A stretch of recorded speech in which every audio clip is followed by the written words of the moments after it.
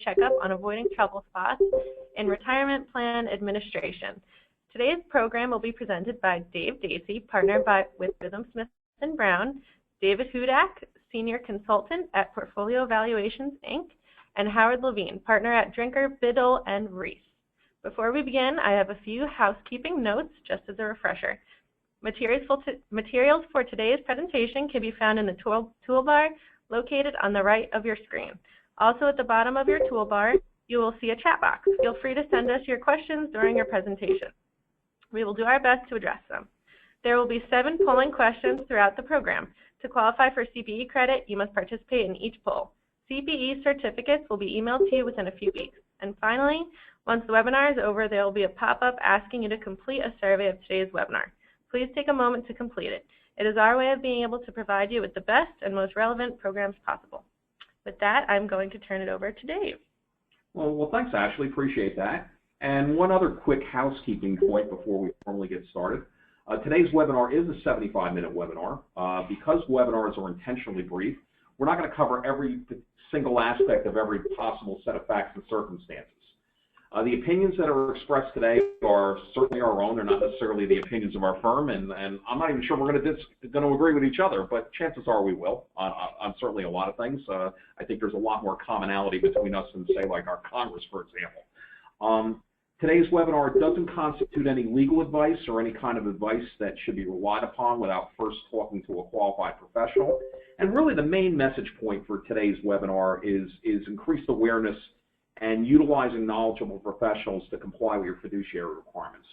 So with that as the formal tee-up, welcome everyone. My name is Dave Dacey. I'm with the Technical Resource Group at Rhythm Smith & Brown and also with the Employee Benefit Plan Services Group. I'm very excited to be here today, and I want to introduce the stars of our show and our fellow speakers. And Dave, why don't we start with you? Thanks, David. Myself, Dave Hudak, I'm just starting my 12th year with PEI earlier this week, and excited to even announce that PEI is celebrating its 25th anniversary later this year as an investment consultant and fiduciary to our retirement plans. I always look forward to this event each year. I know Howard, David, and I all learn a lot from each other as we go through this, and hopefully those in attendance will get some good takeaways as well. Yeah, no question. And Howard, well, how's the weather out in Chicago? Oh, lovely. It's 29 degrees and semi-raining, but it's good for Chicago.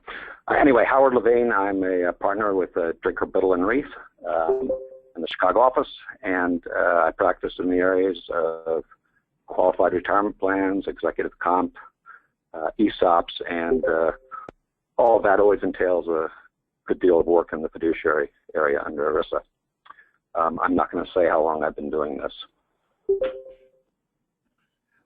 Well, with that as a tee-up, and again, my name is Dave Dacey, and although the weather outside might be frightful in certain parts of the United States, hopefully this webinar will be delightful. So with that as the tee-up, let me kick it over to Dave, and we'll start with today's discussion topics. Thank you, David. One of the areas that I'm going to focus on is most common mistakes made by retirement plan sponsors.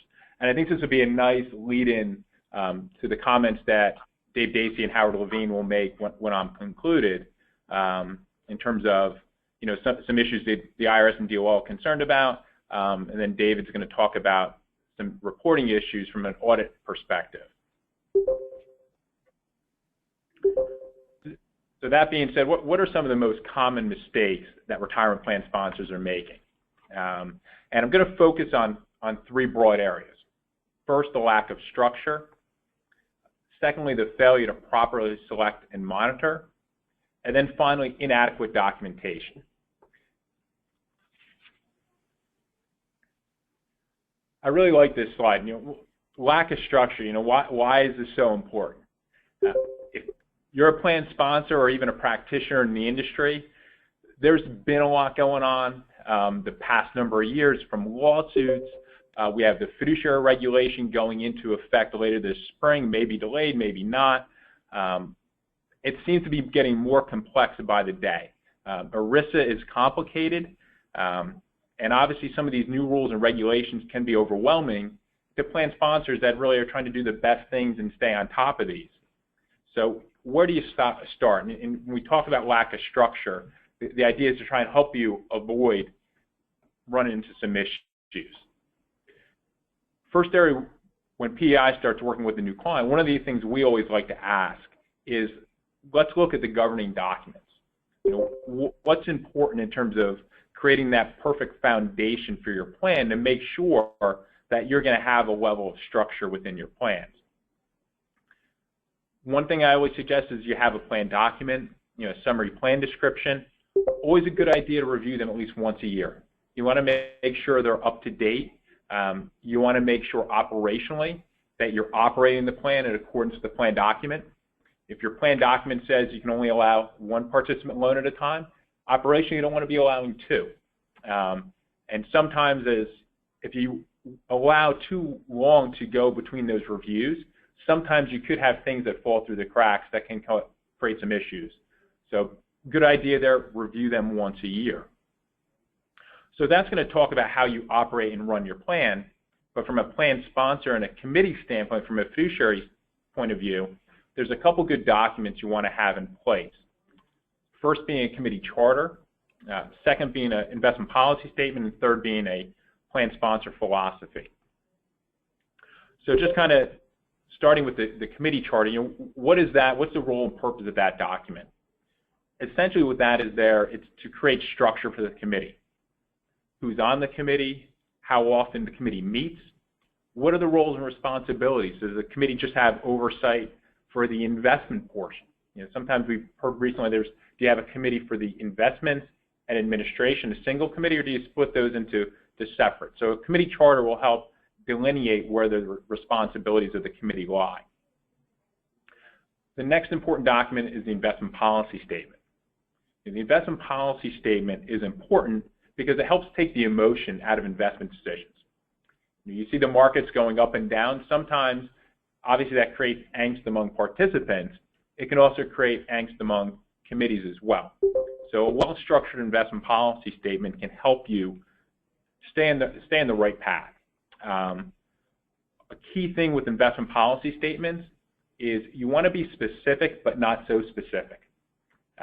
You don't want to have language in there that says, if my fund underperforms over a 5-year period, I immediately need to replace it or put it on watch. You want to allow latitude so the committee has some discretion. It's not everything is black and white. It's also important that within investment policy statements, I've seen it in the past too, a lot of times these things start from boilerplate. They're not, so you want to make sure it's customized to meet your specific needs for your plan. I've seen language in investment policy statements, as an example, saying that, well, we want our index funds to have, we're going to measure them for positive alpha. Alpha is a measure of active management. An index fund should not have should have alpha as 0. So there's fine-tuning that can go on with an investment policy statement. So you want to make sure that yours is up to date and actually meets your committee's needs. Now, with any policy, you want to make sure you follow that policy, because certainly you're better off not having a policy than having a policy you don't follow. So I think that's critical, because essentially with having structure, the ultimate goal is you want to create discipline and a structured process for your committee to follow. Hey, Dave, how often do you review the investment policy statement for purposes of update? For purposes of update, that's a great question. At least once a year. I think an annual review of your investment policy statement and charter is adequate. 9 times out of 10, it's not going to change from year to year, but just to document that you've gone through that, I think is an excellent process. So with that, we'll go to our first polling question.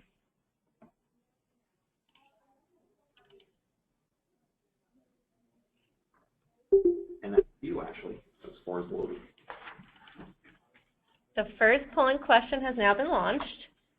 So number 1, do you have a plan sponsor philosophy for your retirement plan? A, yes, or B, no? So we're starting off a little bit of a survey question this morning, so that's kind of cool. And again, if you want to be eligible for CPE, vote quickly and vote loudly.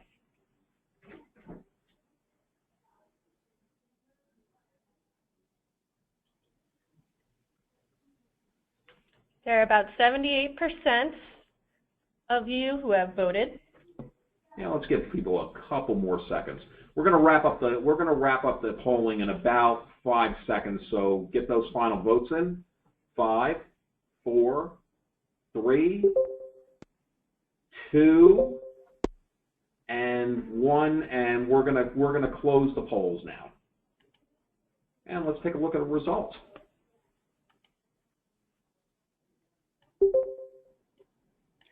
I'm actually very surprised by the results. I didn't anticipate that many plan sponsors would have philosophy statements, which I think is great. The reason I wanted to have this as a polling question is because it is a relatively new topic. And you close the poll, I'll hide it, and we can just move on. So if you're in that 40-some-odd% and not sure of a plan sponsor philosophy or what the purpose of it is, I think this is a good conversation to have with committees. It's something that we've been having with our clients and had some nice success with helping to align the views of the committee members. Having a statement like this, it's not going to be above the charter or policy, nor is it going to be subordinate to them. What it helps really offer is a guiding light to the committee. We're trying to help align the mission of the retirement plan with that of the overall mission of the organization. Is your organization paternalistic, or you're not paternalistic at all? It does work out to be a very good conversation, because one of the things I often ask is, what is the purpose of the plan? What is the purpose of your retirement program? And if you go around the room in a committee setting, 5 or 6 members of that committee, you may have 5 or 6 very different and distinct answers. So that process alone can add a lot of value to just help align the views and the opinions of the committee with that of saying, hey, do we need to have more of a formal statement that says this is what our mission is for the retirement plan? You have organizational missions. It's great to have a mission statement for your retirement plan as well. So as we talk about that first step, is a lot of committees may not have that good structure, but the reason you want to have that good structure in place is because you don't want to run into what we find is probably the second most common mistake area, is failure to properly select and monitor. As a plan sponsor, if you're selecting service providers, that is a fiduciary decision. So it's incumbent that when you do that, you need to do it properly, you need to consider alternatives, and you need to compare and contrast the different alternatives. So we're going to spend a little bit of time in this area, and I'm actually going to walk through some examples for you that we see often when working with plan sponsors. But first, just kind of want to talk a little bit more about selection and monitoring. A lot of this covers a due diligence process. You want to do your homework. 2 good questions you should always ask yourself. Do you have the expertise? Are you asking the right question? So if you don't have the expertise, if you don't know the questions you should be asking, you should seek help. As a plan sponsor, as a committee member, you have a lot of other things on your plate. So obviously, the issues that you're dealing with ERISA might not be things that you work on a day-to-day basis. You should always look to find help when necessary, because what ERISA really looks at is having a prudent process. And the way I view the difference between a process and a prudent process, anybody can come up with a process. We did this, then we did this, then we did this. You have a logical sequence of events. But when you add in the word prudent, the prudent is focusing on, did you ask the right questions? And so I think the best way to demonstrate that is actually to walk you through a few examples. First example is fund selection. A lot of you on the call today are plan sponsors. Generally, you have 401k plans, so you may have experience with picking or changing investment funds within your retirement plan. And I think this is probably an area that a lot of plan sponsors feel decently comfortable in handling. Sometimes when you evaluate managers, we talk about the 4 Ps, the people, the process, the philosophy, and performance. I think it's very transparent, even if you're not an investment person, to say, okay, how did that investment do versus its benchmark? Did it beat the S&P 500? Did it underperform? You look at fees. Fees are very important. I know Howard will talk a lot about that later. are the fees on these funds higher or lower than the market, the averages that we're seeing? One area that we see sometimes is often overlooked with fund selection and something to keep in mind is thinking about risk. It's easy to say, hey, did this fund beat that benchmark? However, sometimes risk is overlooked. Is it a domestic equity fund that's outperformed because they had allocation to international equity? Or is it a growth fund that did well last year because that had a value leaning? So that's important when you look at not just top-line performance, but understand the risk and the portfolio characteristics of that fund that really drove some of that performance. So obviously that's something I think you have a decent amount of familiarity with. The second example revolves around participant advice providers. And this is something pretty new. We're seeing more and more plan sponsors are seeking ways to help educate their participants and provide additional services for plan sponsors, or for their participants, excuse me. So they're offering advice tools. What's important to understand here is that these advice tools are not as straightforward as picking funds for your lineup. It's more opaque. These different advice models use different methodologies in terms of what they're constructing their models. There's different assumptions built in terms of rate of return and what the growth and different portfolios would be based on that advice. So it's important as a plan sponsor that you understand some of this. Are those assumptions realistic? Are the recommendations geared to passive strategies or active strategies? So if you tell them more about yourself, if you have a pension plan or a retirement plan from another employer, does that give you a different recommendation? So there's a lot of key considerations. We're really just kind of touching the surface here as part of this webinar. But it's important that you understand that, hey, these new areas might require our committee to evaluate something a little bit differently than we have in the past. So this is something new that we're seeing. If you're going through that evaluation, just a couple ideas and things that you should consider.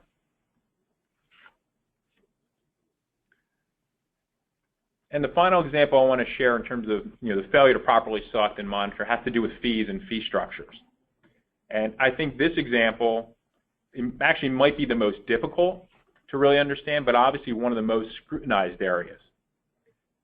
One of the things we've seen since the fee disclosure regulations that came out a couple of years ago is the plan sponsor community is starting to offer a lot more options in terms of how you pay for your fees, and obviously increasing options brings with it some increased confusion as well. Just kind of highlight a couple examples here. You'll hear different terminology that has the same meaning. You may have an ERISA budget, a PARA, this is short for a Plan Expense Reimbursement Account, an ESA, an ERISA spending account, or an ERISA credit. So you hear these terms bantered about quite a bit. Essentially, they all mean the same thing. They're all rebates to the plan in some form or fashion. You also hear different terminology that actually has a different meaning. Bundled pricing model, a basis point pricing model, or a per participant pricing model. These are the three most common types of pricing methods you'll see with 401k plans today or 403b plans. So it's understanding that not only what your fees are, but also what model that you're actually in. So it can actually be pretty challenging for plan sponsors, especially how much it's changed over the past couple of years. And understand, too, that even though these models might be available in the market, based on your plan size and your vendor, not all these methods or models may be available to you. So obviously you want to make sure you're asking those questions, and it's also important that you want to benchmark your fees at least every 3 to 5 years.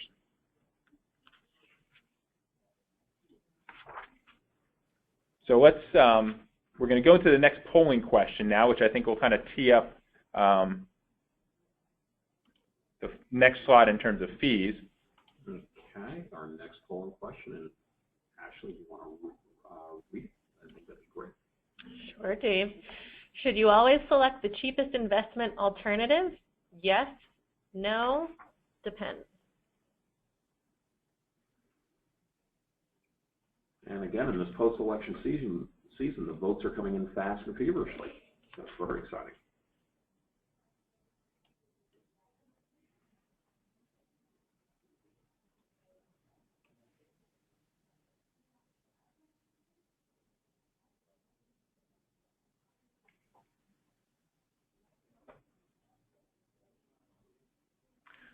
quick question in terms of we have asked what the cheapest investment is, so lowest cost, the lowest possible investment option to help you answer the poll.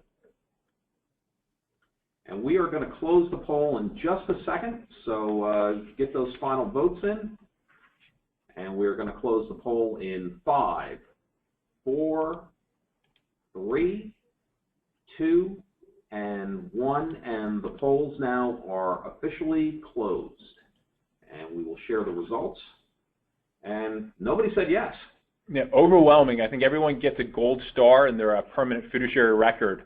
And I do think no or depends would be the right answer. You don't always want to go to the cheapest fund. And we show you in the next slide, we actually have an example to walk you through that. All right, we will hide this. Oh, you hit it. Good. And onward up. So no, I think it's great that everybody really understands that just going to the cheapest share class is not necessarily going to be the best thing. And since revenue sharing is so prevalent in the industry, I thought this would be an interesting example and just an interesting concept to look at, especially when you're considering fees, is to focus on the net investment cost. In this example, we look at Fund A. Fund A has a 65 basis point expense ratio and revenue shares 20 basis points. So essentially the net cost to the plan is 45 basis points because 20 basis points is going to revenue sharing. Where you might grow and be able to qualify for the Fund A institutional, but that expense ratio is 48 basis points, but 0 revenue sharing. So the net cost is 48 basis points. So a lot of the providers today offer a concept such as fee leveling, where they can credit back the revenue sharing. So if you're crediting back 20 basis points, you wouldn't want to go to the cheapest share class, because then your person's actually potentially in a more expensive vehicle. So it's just something that you want to consider. And the most important thing when you're talking through this with your vendors or your service providers is understand all the different options, because it definitely can depend on your situation. Now, we do have a question that came in, and we'll touch on this before touching into the third area, inadequate documentation. But a question came in during the process of the second in terms of selection and monitoring. If the selection of service providers is done by benefit staff members on behalf of the committee, is that the same as the committee making the selection? That's a very good question. I generally do see sometimes that for example, if you're selecting a new vendor, whomever it might be, Vanguard, Fidelity, whomever, that sometimes the committee may delegate that to a subcommittee. You may have some committee members on that subcommittee and some non-committee members. I think the key thing with that is there's no right or wrong reason for one versus the other. However, it kind of fits in nicely to this final area, which is the inadequate documentation. If you're doing something like that, you just want to have it so that those people who are ultimately making the decision have the right information, are well informed to be able to make a decision. So the final area. Dave, can I just make a point there? If you do that, and I don't really think that's a practice that you should do, but if you do that, you got to realize that the people on the benefits staff are the ERISA fiduciaries, and also you want to make sure that they are covered by your ERISA fiduciary liability policy. No, thanks, Howard. That's an excellent point as well. So, final section here. Then we're gonna turn it over to Howard. I think we'll kind of really build on some of the comments that I had made. Was when we talk about inadequate documentation. Well, we have a polling question. We have a polling question. Okay, we jumped past that. Yeah, all right. I kind of lost control for a second, but I'm back now. So it's time to launch that new polling question. So here we go. All righty. Question number 3: Who takes your minutes? A, committee member. B, advisor or consultant. C, attorney. D, non-committee member. Or E, other.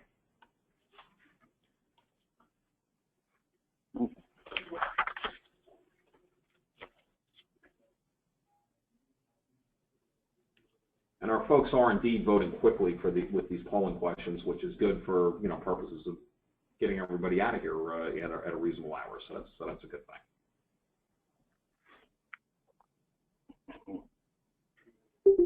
And we are going to wrap this up soon, so get those final votes in.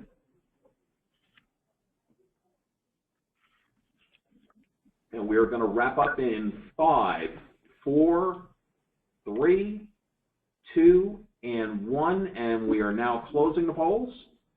And let's share those results. Okay, pretty mixed. Kind of a mixed bag, yeah, exactly. You know, looks like the most are using the committee member or non-committee member. Then obviously the advisors are helping out.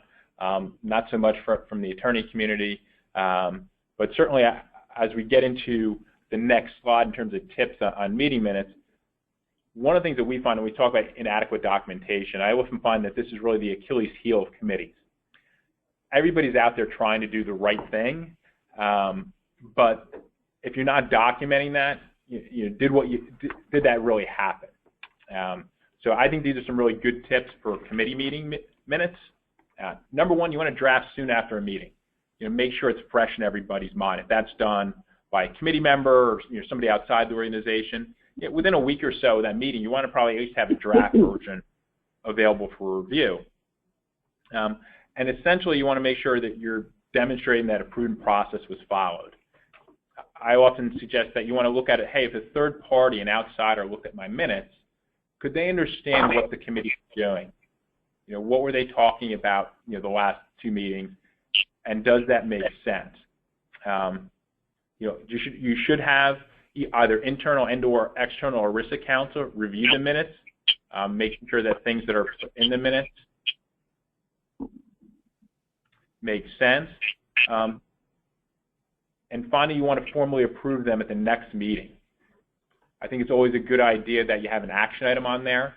If you had the current meeting says, hey, next meeting we're going to have fiduciary training, or we're going to talk about these funds on the watch list. If that's in your action items, it helps set the agenda for the next meeting and make sure that the committee is staying on point. It kind of gets back to this third party, hey, can we follow what the committee's been doing? It creates a good documented paper trail for the committee. Yeah, Dave, can I make one additional comment here on minutes? Yeah. I review these a lot, and there's one thing that I notice a lot in minutes, and that's a lack of documentation of give and take on the part of the fiduciary. The minutes usually read, the advisor said this, the advisor said this, the advisor said this, without any evidence of any sort of back and forth between the fiduciary and the advisor. And there's a case that came out a few years ago that we've talked about in prior years' webinars, the Tipple case. And the court, and I brought the quote with me because I knew this would come up, but the court said fiduciaries must make an honest, objective effort to grapple with the advice given, and if need be, to question the methods and assumptions that do not make sense. And in fiduciary training, I describe this to clients as their duty to grapple. So they have a duty to ask questions. You can't just take the information from the advisor and just accept it. And you have to make the decision. The advisor is just giving you advice. But you have to make sure that you feel comfortable that the advisor had a proper basis for giving the advice it's giving. So there has to be questions. Frequently, the client does ask those questions. And I'm here just really talking about the minutes. The minutes need to reflect that, because at the end of my part, I'll talk about what the DOL is looking at, and one of those is minutes. No, thanks, Howard. I think that's an excellent point. And sort of as I wrap this up and transition it on to you, I started by talking about what are 3 common mistakes made by plan sponsors. You don't have really a good structure, you're not following a prudent process, and the documentation isn't really up to par. So really to kind of take everything full circle, if you're really focused on what we talked about, having some good governing documents in place that you follow, by really doing your best to ask the right questions, get experts when you can, to monitor and select service providers, and then finally is really to document that, to really as your proof statements that you followed that process. Is going to help prevent you from getting into trouble and making some of these mistakes that we see so often with plan sponsors. So hopefully I teed that up nicely for you, Howard, because I think a lot of the great information you're going to share kind of serve as great examples of that. Okay, thanks, David. All right, you can go on to the next slide, please. After we sent out the invitation early December, there were a number of 401k fee cases filed in late December. There's several of them were filed. I'm going to talk about 3 of those. But I thought, I changed my focus a little bit from just purely governmental audits to these cases because, if the topic is avoiding trouble spots, what better thing to know than what plaintiffs' attorneys are going after plan sponsors and fiduciaries for. So I'm going to talk a little bit about 401k plan fee litigation in these recent cases. And just as a little bit of background, as you all know, fee litigation is a big area of litigation these days. Plaintiffs' firms, and there are many of them, are investigating 401k plans. They're taking out advertisements in newspapers and using social media. You can go to the next slide and see an example of what law firms are doing. They're sending out these advertisements because all they need to do is to get, you can go on the next slide, get one participant in the plan on board, and then they can make a request excuse me, for plan information, can get the plan documents and start their investigation. And these firms have done quite well in this area. They've made millions of dollars. And more importantly, they've really learned the 401k plan fee industry really well, how it works, how all these fees work, what's being charged. So they're formidable people to go up against. And they're doing very well, as I said, settling a lot of cases. Right now, they're mostly big, well-known companies, but they'll start going down the chain to smaller public companies and privately held companies, and more law firms will be getting into this very lucrative area. Let's talk about 3 of these cases here. Starting off with the Starwood Hotel case. Next slide. Which was in California, Central District of California. There are a number of claims made in this case, and this is just a complaint that's been filed. It's not a decision that's been rendered. This is just a complaint that was filed on December 29th. First one is failure to make adequate disclosure of revenue sharing. I'm not sure how far that particular allegation is going to go.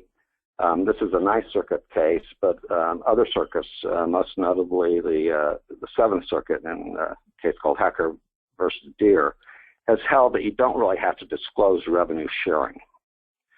Now, the 404A5 notice that you're required to give does require that participants be informed about expenses that are associated with each investment option, but you don't necessarily have to go through the description of revenue sharing.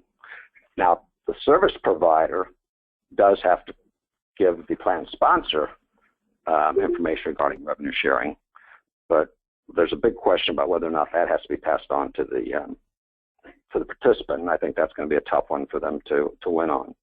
Second thing they alleged was that the plan offered a money market investment option, which had a big percentage of the plan's assets in it, but did not offer a stable value fund option. If you're not familiar with the difference, stable value funds are more like short-term and intermediate-term bonds that are sort of protected by a wrap contract issued by an insurance company. Kind of gives a little bit of a guarantee. They don't earn as much as bond funds, but they're less risky, and there are a lot of funds, a lot of plans do offer stable value funds, but you're not necessarily required to offer a stable value fund. There may be enough other options that you satisfy all of your legal requirements. So this is another one where I think they're going to have a little bit of trouble. But again, the point of all this is to make sure you're aware of the kinds of issues that are being raised, and it's sort of irrelevant whether or not I think they're going to be successful or not. I want you to know what kind of issues are being raised. The third one is very important. It's raised a lot of, in a lot of these cases, failure to obtain competitive bids for record-keeping services. The question is, how do you know if your fees are reasonable if you don't have other quotes to compare it to? A lot of these cases also talk about failure to, these are, as I said, are large companies with large plans.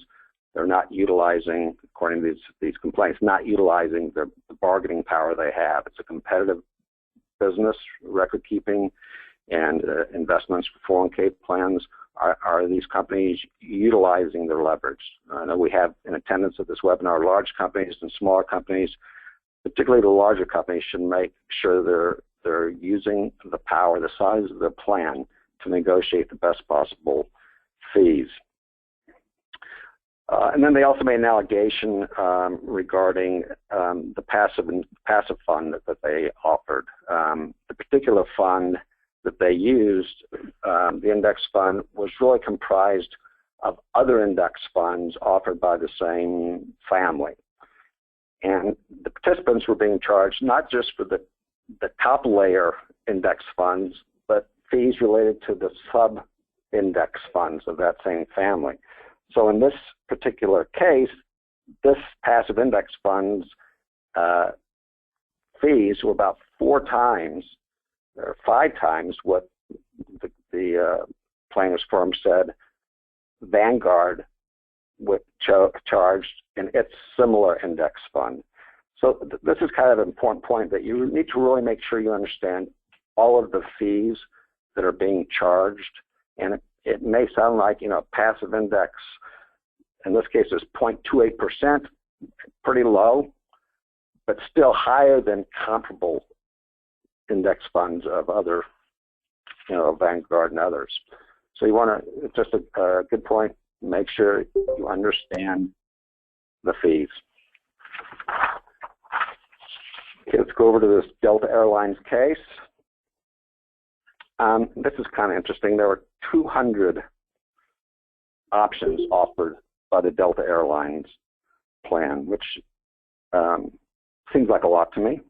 The argument was that it's duplicative, confusing, and that Delta was trying to avoid its fiduciary obligations to select funds by just throwing a whole bunch of funds in there. And it also made the allegation, I don't know if this is accurate or not, that by doing this, they ended up paying more fees, because if they had picked fewer fees, they would have been able to better leverage their size and bargaining power. I mentioned that Hecker case before. That involved, I think, about 50 or 75 funds in that case.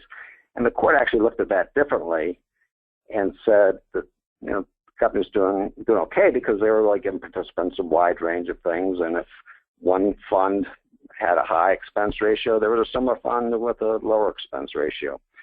So I'm not sure if this is going to be this confusion argument is going to carry the day, that we'll see.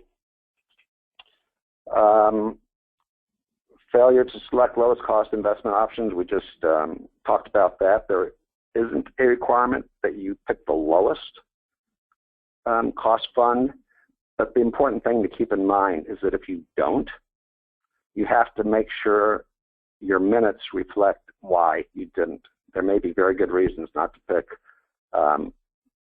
the cheapest fund, just not just the argument that Dave just made, that the net cost might actually be higher, but there might be differences in liquidity or valuation issues that may make it not as good a fund as a slightly higher expense fund. They made allegations of retention of underperforming funds. That's an important issue, and that's one where the investment policy statement is really important. If you adopt an investment policy statement, you have to make sure you follow it, and it should outline how you deal with underperforming funds. Flexibility, like David said, is important. You don't want to be required to act in a certain way, because circumstances may dictate a little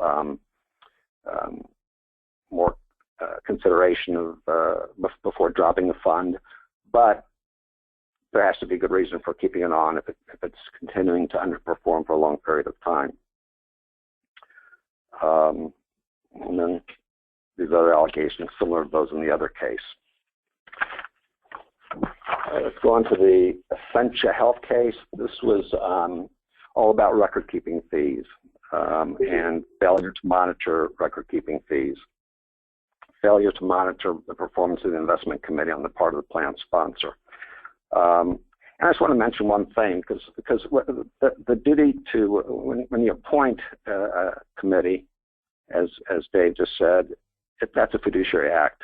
And along with that obligation, along with that duty is the obligation to monitor, which is not to second guess, but to just make sure the committee is doing what it's supposed to be doing. And in this case, there was an allegation that they did not properly monitor the performance of the investment committee. A couple of polling questions here. Ashley, do you take it over from here? We'll launch. Yes. Question number 4. Do you conduct a record keeper RFP process for your plan every 3 to 5 years? Yes or no?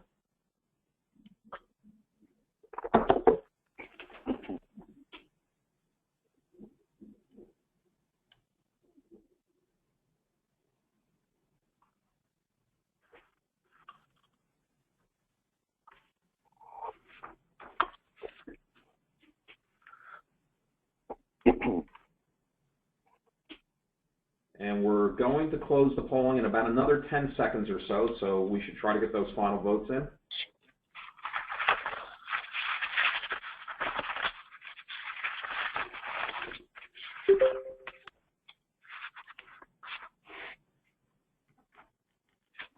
And I guess we'll close the poll in 5, 4, 3, 2, and 1. And the polls are officially closed and sharing the results. Wow, 51 to 49, really close.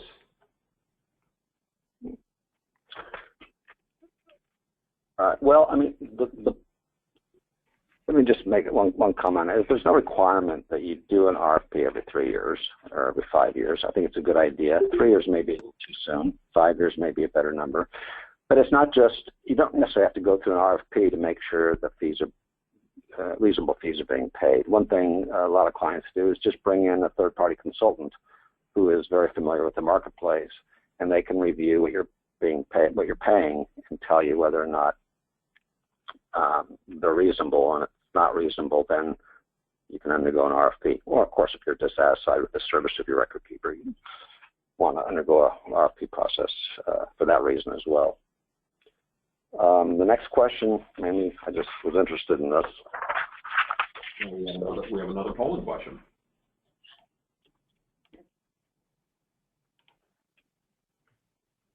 Question number 5. How many investment options does your plan offer? A, 10 or less, B, 11 to 20, C, 21 to 50, D, more than 50, or E, we don't allow participant-directed investments. And I think as you're answering this, you're going to consider the target date funds as one fund. Absolutely, yes.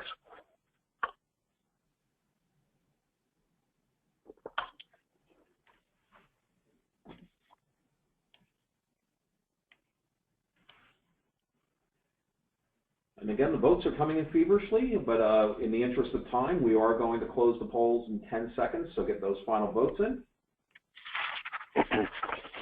We're closing in 5, 4, 3, 2, and 1, and the polls are now officially closed, and let's share those results. So most people are in the 11 to 20 range. Which is pretty, I would say, pretty average what we see across the 401k industry.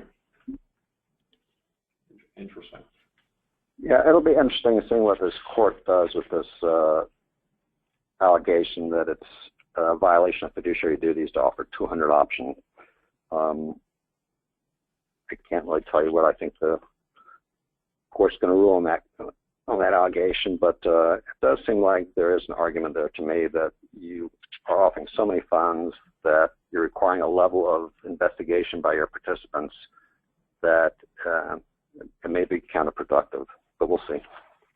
I'm going to go through these next 3 slides fairly quickly because some of it is just repetitive, and I want to get to the DOL audit issues. But this next slide, the 3rd bullet here, make sure you consider non-mutual fund options. There are investment options other than mutual funds, and too frequently I see clients that just offer mutual funds, and it's probably the investment advisor's obligation to bring those up, but fiduciary committee should be aware of these other options and ask about them and consider them. And Howard, just a real quick comment on that. For plan sponsors and the committee members, understand that a lot of time these vehicles have minimums. Those minimums can often be waived. So even though you might not meet the minimum requirement, you can ask, and so oftentimes waivers can be granted. On the next page, just want to raise this point about it's the top right, 2nd bullet there. The plan lost money by investing in target date funds offered by the record keeper. Sometimes there's some pressure if you use a certain fund families or record keeper. There's a certain pressure to use their target date funds, and it's really important, and it's really good for the fund family too that you do this, that you look at other target date fund options. This is one of the things that I'll talk about in a second that the Department of Labor looks at fairly closely. If you go with the fund families, the record keeper fund family target date funds, you have to make sure your minutes reflect why you went with them, why they are the best. Different target date funds have different philosophies, and you need to make sure you consider that. Let's see here. The 2nd bullet, administrative expenses are based on percentage of assets. That's an issue that's raised in a lot of cases, and if you have $50 million in your plan and the record keeper gets paid a percentage of those assets, that might be appropriate at that given point in time. But when those assets rise to $100 million in a big up market, and we're over 20,000 now, I see on the Dow Jones, if we have run into a big market like this, assets in the plan go way up. All of a sudden, that percentage of assets may be generating a fee for the record keeper that's no longer reasonable. If you're using that kind of an arrangement, you have to make sure that your fees are reasonable. It's one of the biggest mistakes that plan sponsors are making.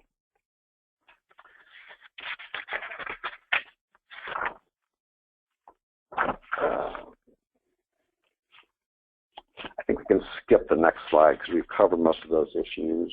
Flip over here. We can skip that one because we've covered those. Let's go over to some of the top DOL issues here. There are several of them. Let me go through them. Obviously, I think you're all aware that the DOL looks at late deposit of payroll withholdings.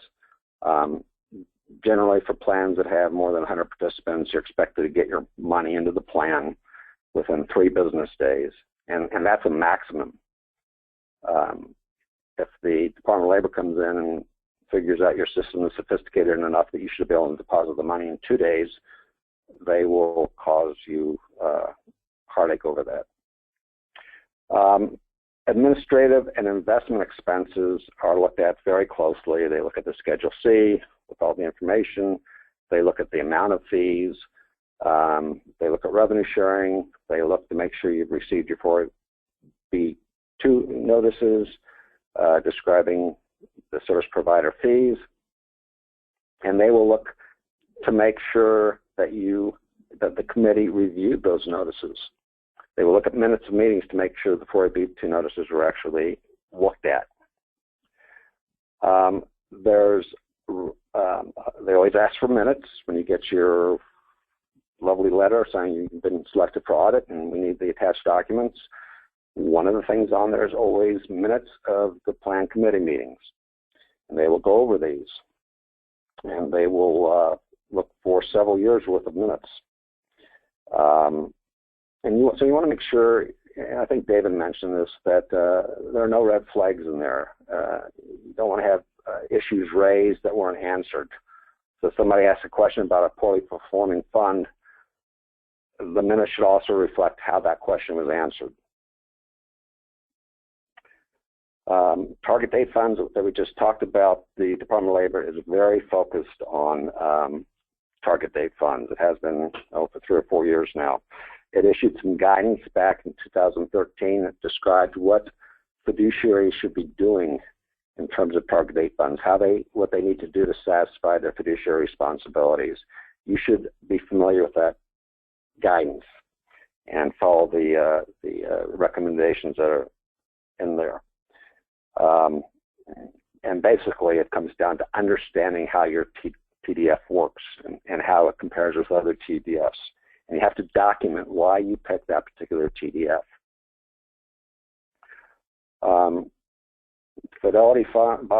Arrested fidelity bonds are always asked for as well. So you want to make sure you have that. Investment policy statements. Float is a issue that seems to come up all the time now. It's the Department of Labor's position. The float income that is received by the record keeper is part of its compensation. So in determining whether or not the record keeper is receiving reasonable compensation, you have to look at float income. So sometimes, you get your service agreement from the provider and you look at it, and you don't pay too much attention to the float issue, but you should, or your attorney reviewing the service agreement should look at that. You need to make sure it explains who gets the float, and if it's the record keeper, which it almost always is, you want to make sure that you're aware of how much that float might be and that it's taken into account in determining how much compensation that record keeper is getting. These are the main issues. Dave, I'm going to wrap up because I've only given you about 5 minutes here, so I'll be happy to take any questions, obviously, after Dave Dacey speaks.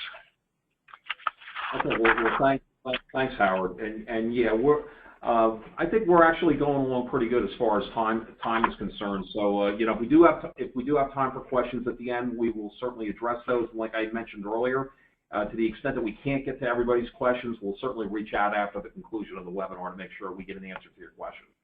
For this final session, or this final segment, what I'd like to try to do is tee up some of the recent Department of Labor initiatives with respect to annual reporting, and specifically with respect to some current initiatives for the 5500 and some things that are going to change in the not too distant future. By way of some background, we all know that we now have a requirement, and it's been in place since January of 2010, to have 5500s filed through the EFAS2 database system. So virtually every 5500 that gets filed today gets filed through that system. And as a direct result of that, there's a lot of data that the Department of Labor has been accumulating in terms of enhancing their regulatory processes. So by further way of background and by way of a review, once a plan first exceeds 120 eligible participants, they're required to attach an audit report to their Form 5500. And that requirement stays in play as long as the number of eligible participants stay above 100. This information is in the financial statements. They can be a cross-reference to the information that's actually included in the 5500. And that's resulted in some increased scrutiny on the part of the DOL. Now, there's really two ways in which the DOL goes about, or two significant ways in which the DOL goes about enhancing their investigative efforts. The first is, I think a couple of years ago, they hired about 1,000 inspectors to go take a harder look at plans. And with the advent of this data analytics, or with the 5500 EFAS2 database, they've now taken data analytics to a much larger level. And that's kind of what we're going to talk about and some of the initiatives that that we're seeing right now and that we're going to see, I believe, in the future. So I think it's important for us to think about the fact that the 5500 has really become more of a window to a company's fiduciary compliance. It's really a way that all the world can see how fiduciaries are doing with respect to their compliance over their plans. It's a good indicator anyway. So let's talk some details.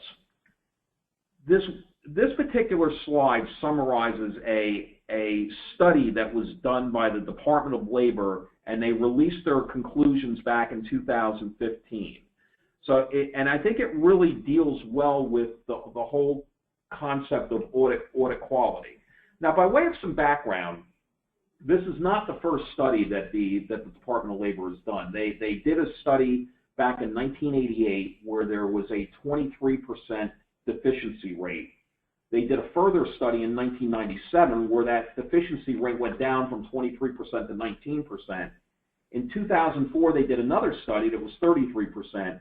And that brings us to today where they're saying the major deficiency rate among the plans that they inspected was 40%. So they're saying the audits that are attached to Form 5500 had a 39% deficiency rate. They further say that the 400 plans that they inspected covered a population of 81,000 plans. It was sampled from 81,000 plans, and it covered $653 billion in plan assets and 22.5 million participants. So I think this is important to fiduciaries because, as David said earlier, the fiduciary is ultimately responsible for everybody that they hire that's involved with the plan. So it's telling information. It's a direct slap, I guess, on the cheek as it relates to the accounting profession. But here's the really interesting part as we go to the next slide. Let's look at their sampling methodology because it is different than those other 3 audit quality studies that I did, and it's different because of data analytics. So if we look at the way they selected their 400 plans to be sampled, they selected 95 plans from audit firms that only audit 1 to 2 plans. So they did a match. They put an algorithm into the 5500 database, and they said, give me a population of plans where the auditor only audits 1 or 2 plans. And they did a sample of 95 related of the total 400. They did the same thing with auditors who audit 3 to 5 plans, and the same thing, you can see all the different buckets they have. Now, what's really interesting about this is if you look at the error rate that occurs, the auditor who the Department of Labor, or Ian Dingwall, would term to be the dabbler, so to speak, had a 76% deficiency rate, meaning that their audit, 76% of those audits had a major deficiency. You can see the percentages go down, and when you get to plans that are audited by firms with 100 that audit 100 or more, or plans that audit 750 or more, you can see that the deficiency rate is only sitting at 12%. Now, what I find really interesting about this particular slide is that they have crafted a sample, and they stratified a sample based on a criteria that they believe to be true, that plans that audit fewer plans don't do as good a job, generally speaking. And they've crafted this, and that is going to skew the statistics for the accounting profession as a whole to a much higher level because of the way they went about selecting their sample, which they say is statistically valid, and it's stratified based on the total population that's out there. But to me, the message point here is if they can do this for an audit quality study, they can do this for a whole bunch of different stuff. And we have to kind of be aware of that as we're going along. Now let's take this a little bit further as we go to the next slide. If you were going to write a note next to your handout, what I would write next to this is information sharing initiatives, because this is an example of the DOL sharing information directly with the AICPA and vice versa. The AICPA being the American Institute of Certified Public Accountants. What they did here was they took the deficiencies that occurred and they said, what do the corresponding peer review reports look like for these firms? And what you can see is that 52% of those firms that had deficiencies received a clean peer review report. If they audited one or two plans. If they audited 3 to 5 plans, that percentage went up to 58%. And if they audited 6 to 24 plans, it went up to 63%. Now, the significance about this is that they're challenging the veracity of the AICPA peer review program as to whether it's an adequate program. Now, it's not necessarily telling that just because a firm had a deficient inspection that even got picked for peer review. Peer review looks at system issues as it relates to the way a quality control system for an accounting firm operates. But it's telling in the respect that they are drawing a parallel between a peer review program and the results of that peer review program and this quality study. And I will tell you that the AICPA in their peer reviews going forward have put ERISA plans at the top of their process for increased scrutiny. The other thing I would say about this slide before we actually move on is that you'll notice the second middle area where it's shaded and it says over 80% of audits submitted with Form 5500 were limited scope, and that's up to 83% in 2013. So certainly the lion's share of those forms that are those 5500s that are filed, the attached audits are limited scope, meaning that the investments aren't audited. You know, they don't like that. The Department of Labor is not really thrilled about limited scope audits.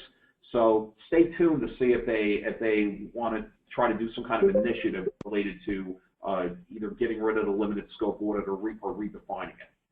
Which brings us to our another polling question. And actually, if you'd be so kind to launch that question, that would be ever appreciated.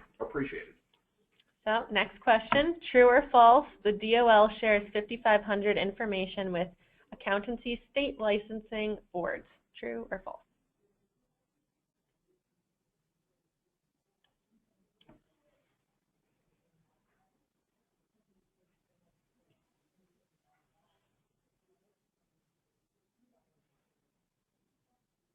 And those votes are certainly coming in, and we are almost to the point where we're going to close the poll. So, you know, the important thing is to vote. Doesn't really matter how you vote, at least for purposes of today's seminar. And we're going to wrap that up in 5, 4, 3, 2, and 1, and the polls are now officially closed. And 58% of you thought that was true, and that's terrific because that is absolutely true. The DOL did an initiative where they took their 5500 database and they reached out to, and it's not hard to do. You know, what they did was they wrote an algorithm to take the address of the plan and take the firm that audited it to come up with a complete list of firms that audit plans within a particular state. They shared that information with the state licensing board for the purpose of determining whether the CPA was licensed in that particular state. And they can do this with 100% certainty as long as the 5500 is filled out correctly. What does that mean? Well, it means that a whole lot of 5500s got deemed to be incomplete filings because there were a fair number of people or CPAs who weren't licensed CPAs in the state that they were practicing. So what's the message point? The message point is I would have a control in place. It's not a bad question to ask your auditor whether they're licensed in the state where your plan is located. So you're just going to see a lot more of this stuff as we go forward. And with the advent of data of algorithms, it just gets much easier to do these kind of things. So now as we go to the next slide and we talk about data mining and the recent Fidelity Bond Initiative, I know Howard spoke about this a little bit earlier. There's a requirement to have a Fidelity bond to cover individuals who handle at least 10% of those of assets in a plan, up to $500,000 or $1 million if the plan holds employer securities. So that's a requirement. It's a bond to protect the participants in the plan from the actions of the people handling the assets of the plan.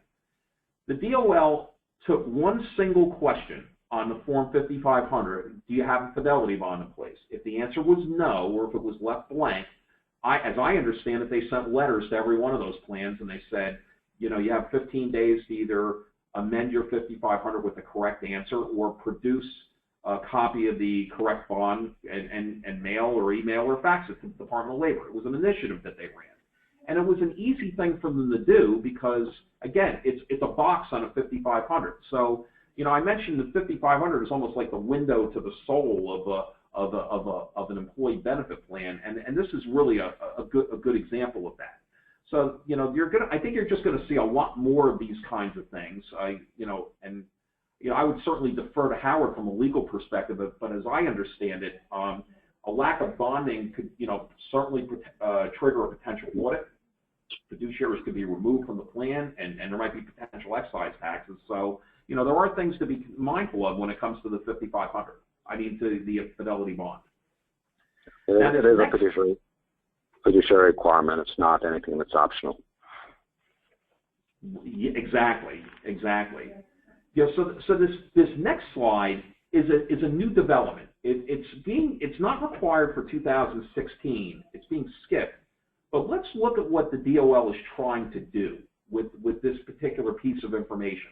They are asking for trust information, the trust ID number, the name of the trustee, and the custodian's telephone number. I think that this is going to add a whole lot of information to the Department of Labor in their regulatory efforts and their inspection efforts to learn more about the inner workings of the plan. So the requested information is really a way to kind of supplement this data mining initiative. It directly ties plan custodians with the plans that they service. So if you think about that, if you combine custodian information with a more in-depth look at the fees that are being paid by the plan, now you have the Department of Labor who can create a data profile related to specific custodians, and they can compare that to see if reasonable fees are being paid. I actually think they're trying to set the stage to do this. That's an opinion, and again, we have the disclaimer in the front. But I think that's what they're really trying to do with this information. Further, like let's say, for example, that a custodian made the news and there was a problem with the way they were dealing with a particular plan. Well, now they have a direct linkage between that custodian and all of the plans that they service, and you could see a lot more real focused inspections that could occur of particular plans related to just the fact that this information now specifically ties custodians with the plans that they service. So I think it's pretty interesting.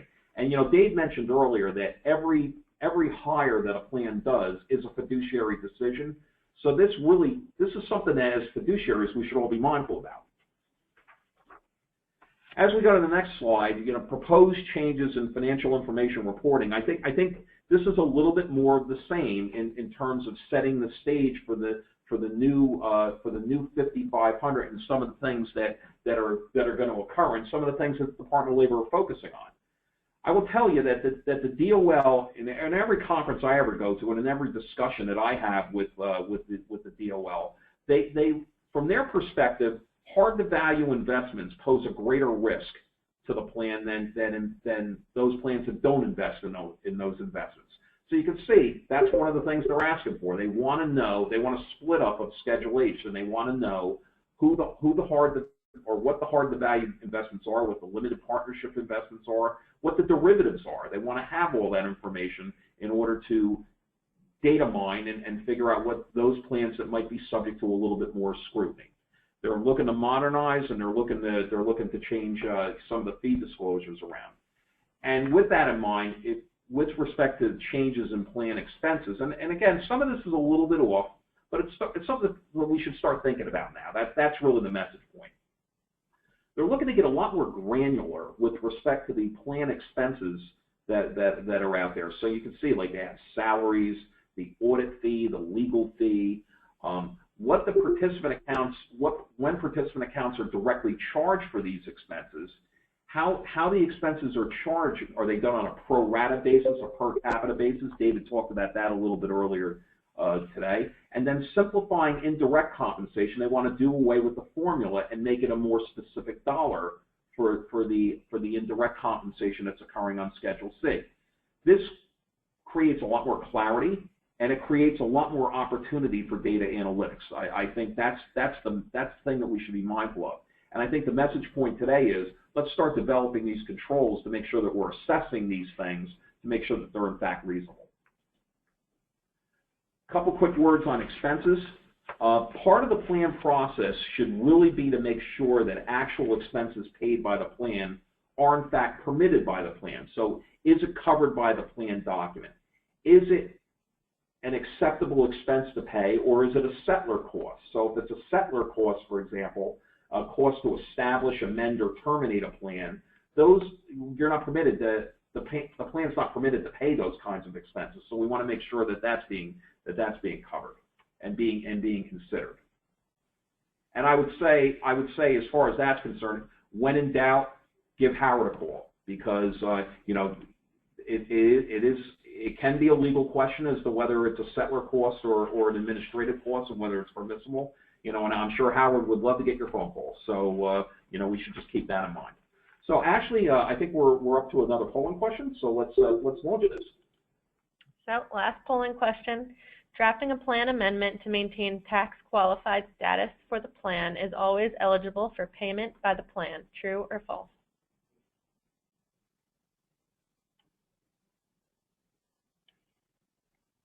Might be a little bit of a trick question. We'll keep that in mind.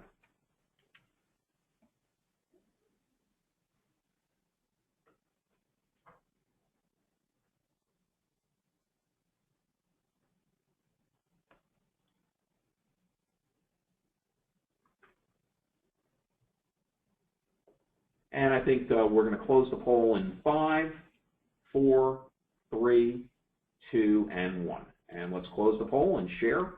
So 58% of you said false, and I think that's probably the better answer, because the operative word being always. If the plan document didn't cover it, for example, that, you know, it wouldn't be acceptable to be permitted, it wouldn't be permissible to be paid by the plan.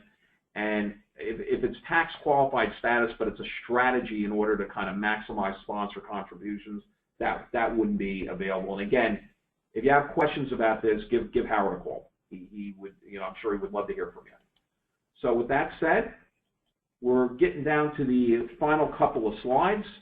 IRS compliance question changes.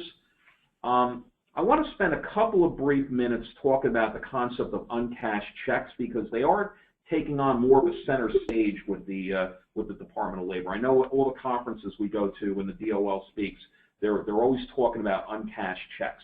And I think there's a little bit of a concern as to whether those distributions that remain uncashed, are they really plan assets that nobody's minding the store with respect to those plan assets?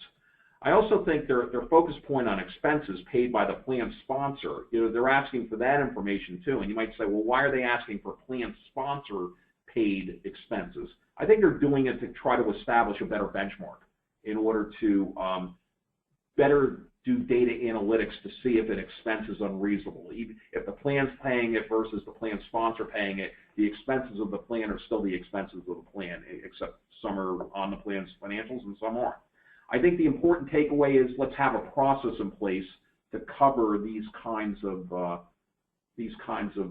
you know, issues as they take more center stage. And then again, a little bit more on uncashed checks. Have those processes in place.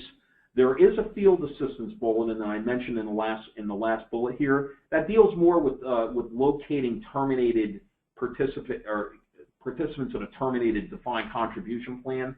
But the principles about how to do that really create some good best practices as to how to go about dealing with the issue of uncashed checks and making sure that those checks ultimately get cashed and the participant ultimately gets the proceeds that they're entitled to. And a couple final thoughts. You know, we talked about timeliness of deposits. It's probably the lowest of the hanging fruit in a DOL inspection. You know, having a process in place to make sure that that's being done okay. making sure that I think it's a good idea to have a policy in place as to what constitutes reasonable segregation. You know, the hoops that you have to jump through in order to make sure that you're reaching reasonable segregation, having like a written policy that you can point to in case you ever get inspected. Eligibility. If a plan is not following an eligibility and they have to do what's called a qualified non-elective contribution, that can be incredibly costly to a plan. So it's something to certainly be mindful of, you know, and it's something that, you know, you don't want to have. Certainly incomplete filings. We mentioned the CPA who's not properly licensed in the state where they opined on the plan. That can create an incomplete filing, and the penalties are onerous. You know, from the DOL side, it could be $25 a day up to a maximum of $15,000, or that's the IRS, I'm sorry. And the DOL, $1,100 a day with no maximum. It's costly stuff, and if you have that kind of an issue, give Howard a call. Yeah, and give Dave a call too, because Dave will help keep you out of those kind of troubles. And then, you know, we mentioned the minutes and having a governance process. I think that's been kind of a common theme between all three of us to make sure that following a process really keeps a plan out of trouble. So with that said, guys, any final closing thoughts before we call it a day? No, I think I would thank everybody for joining us. This is always, as I said earlier, a learning opportunity, not just for Howard, David, and I, but I think for all of you as well. And I think I got some great takeaways, and I hope everyone did as well. Howard, any final thoughts? Thanks, everybody. Yep. Okay, great. Well, yeah, and let us know if there's any other programs you want, and it's been our pleasure. And have a great day, everybody.